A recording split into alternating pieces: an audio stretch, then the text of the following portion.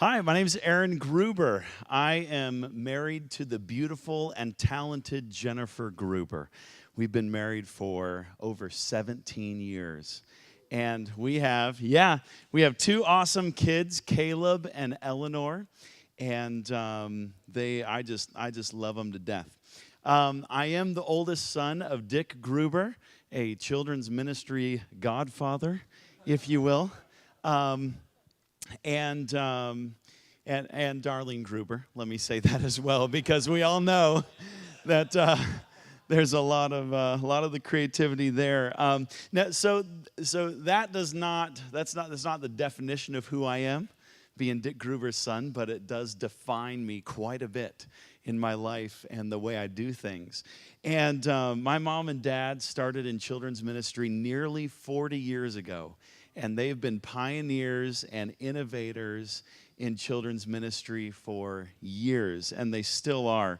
And it has made a difference in my life quite a bit.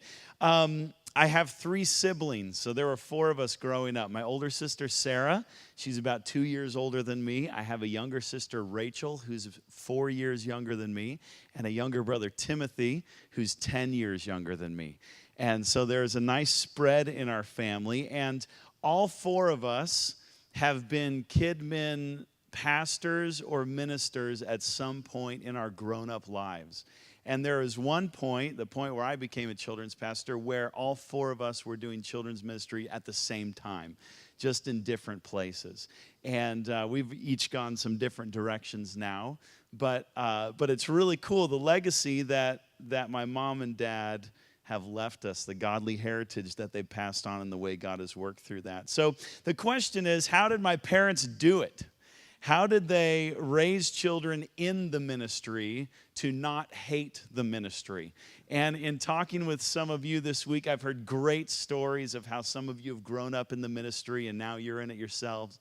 I've heard stories about how some of you did not grow up in the ministry, but you want to have kids someday, or you have kids and you're like, I don't want to lose them to the world. And so I have some insights. You know, this isn't the comprehensive list of all answers everywhere. You know, we're all learning, but I was thinking back and I thought there are some pretty major things that my parents did that I think we should all try to do with our kids. If you don't have kids yet and you're in the ministry, someday maybe God will bless you with kids, and it's something you can look forward to. But listen, and there will be little nuggets and tidbits you can grab to use to pass along as well. And just a little side note, you know, my dad has traveled the world telling stories about me for the past 36 years. And so now it's my turn, Dad. It's my turn. All right, so it's a lot of fun. Okay, so I title this Growing Up Gruber. It's the name of the reality show that I lived as I was growing up. All right, so first thing I want to talk about is integrating faith and life. My mom and dad did an amazing job of integrating faith and life when I was a child, and it started with their godly example. My dad and mom are both people of integrity, godly people of wisdom, and they lived out a godly example before us as kids, and they still are now living out that godly example for our kids, their grandchildren. When we get together with them, it's a blast. You know, one thing I can't remember. I don't have a lot of memories from when I was a child. I don't have that kind of memory. But I do know that I don't remember us sitting down and having daily devotions as a family. But I remember Mom and Dad integrating living for God, faith, and life all the time, just sort of living a devotion. Using everyday objects as parables and lessons. You know, one story I remember, which maybe I've turned it more into an object lesson than my dad did at the time, was when he was working at AG headquarters and I was young. We lived in Springfield. He was on a trip, and us kids were just like getting on Mom's last nerve picking on each other, doing stuff. And before Dad left, he had put up a swing set in our backyard, one of those metal A-frame swing sets. And he poured some footings around the legs as concrete supports to hold that thing in. And he gave us very strict instructions before he left: don't swing on the swing set.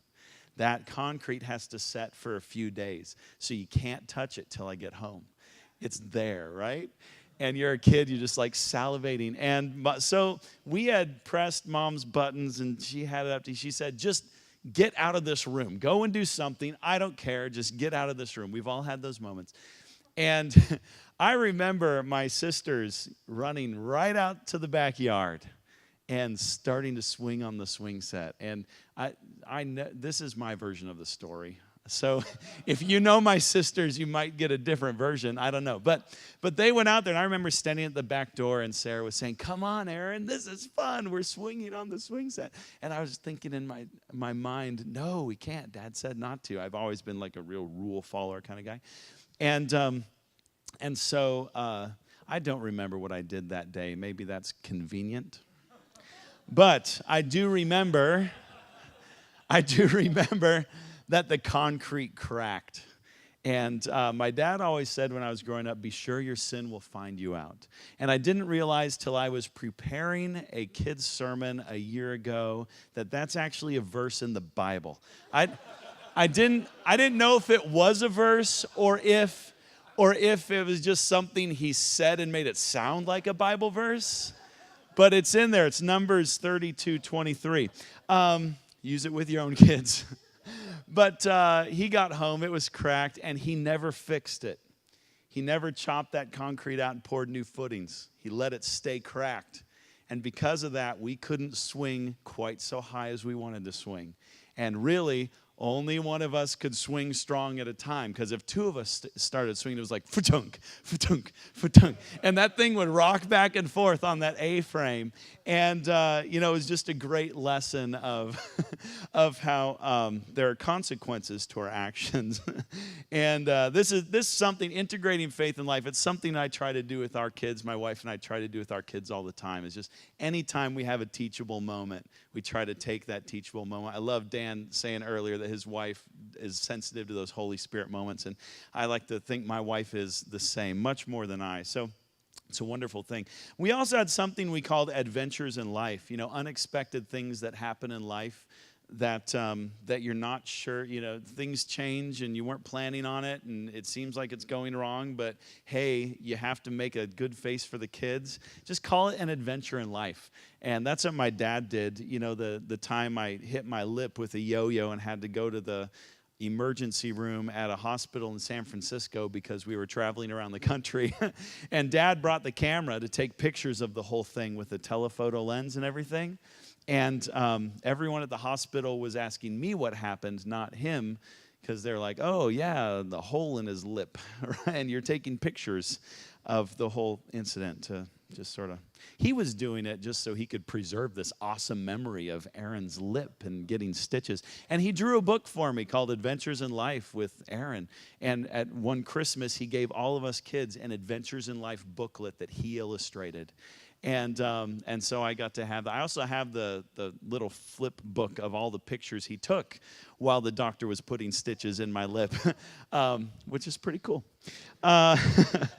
But adventures in life, that's a great thing. Other small but real significant things about integrating faith in life. My mom and dad would pray for every cut and bump and bruise we would get. We just, all right, let's stop. Let's pray that God would just heal you and help take away the pain. And that's something that I picked up and I do with our kids all the time now. My dad, when we'd be walking around and we'd see some kind of amazing natural thing that God made, my dad's response would be, my Father made that. He'd stand and look at the sunset and he'd say to us, I remember standing there and he'd say, my Father made that. And it's something I do with my kids, and I've passed it along. And my son Caleb is saying that when he sees cool things. And my dad has told me multiple times he's blessed when he hears Caleb say, my Father made that, because it's the heritage that he passed on. Another thing, when me and my siblings would start singing commercial songs and they say little jingles we hear on commercials, we'd have to quote a Bible verse. So if you quote a commercial, you have to quote a Bible verse. And if you sing a commercial song, you have to sing a Jesus song. And I know Dad did that just to get us to stop saying commercial things. We're like, but we learned John 11:35 really fast. Jesus what? John 11:35. Did it. Got it.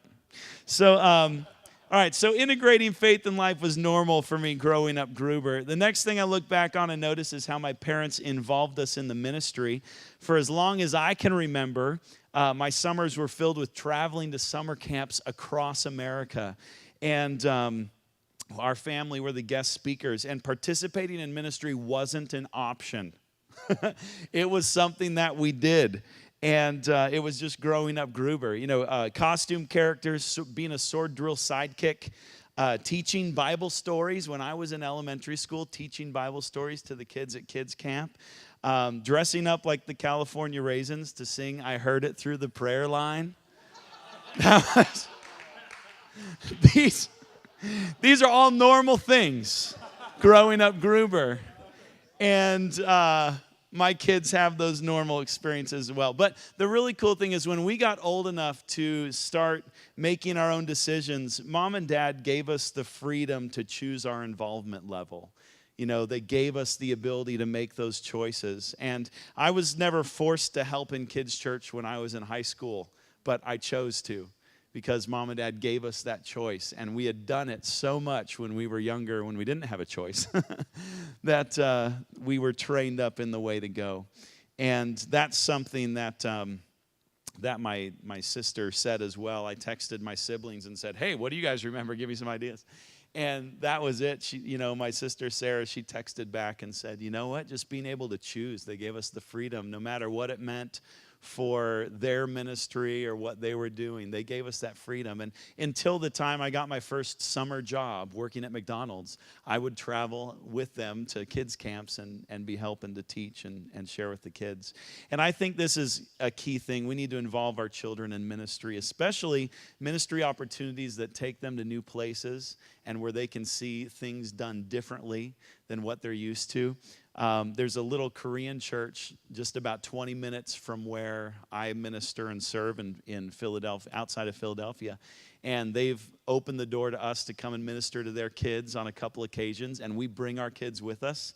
And it's a completely different environment. This small Korean church that meets in a few hundred-year-old, church building that's made out of stone and doesn't have much heat in the wintertime. But we go there and we get to minister to those kids, and it's a completely new thing for our children. They love it. So integrating faith and life, involvement in the ministry, and then including others in our family life. My parents have taught me and are still teaching me ministry is all about relationships. And I knew this when I was a kid because there was never a Thanksgiving that went by that we didn't have college students that were helping in the ministry at our house for Thanksgiving. Family Thanksgiving wasn't just the immediate family. It was whoever didn't have a place to go for Thanksgiving was coming to our place. And I grew up seeing that and experiencing that. One thing my dad has taught many, many times is if you make your volunteers your friends, they're going to stick around with you through the thick and thin, and they'll be there a lot longer than if they're just another person that you're ministering with. So relationships. And then something I saw my dad do when I got older, and I noticed, Sunday mornings, my dad would be standing in the hallway at the church, greeting families and kids as they came into church instead of being holed up in his office last minute preparing his notes to go on. And that's something I still try to emulate as much as I can, is being out there and being visible and building relationships with the people that I'm ministering to and ministering with. And, the last thing I want to share is I title it just Interesting Things. 4 eyes. I got 4 eyes in there. Interesting things. Keeping life fun for our kids as they're involved in ministry with us. So our ministry travels would also include our vacations as a family, driving from one kids' camp to another, driving to a kids' crusade, going somewhere.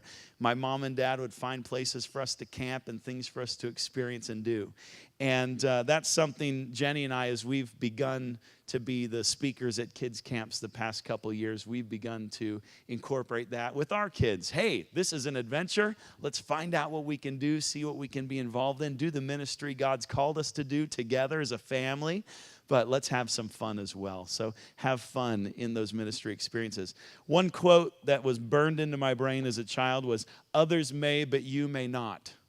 And that was my dad speaking to us when we wanted to jump the pews in church. And we wanted, others may, but you may not. I could never chew gum in church. Others may, but you may not. And it's burned in there for good or bad. We'll take that. Another thing my dad would say, all things are subject to change. All things are subject to change. And it's true. It hurts sometimes, but it's true. On those family trips when we were expecting something and it didn't happen, all things are subject to change. Just life lessons teaching the kids. I've got so many more stories. The end of fake injuries, the day my mom said, okay, you can't act like you hit your head on the sign anymore.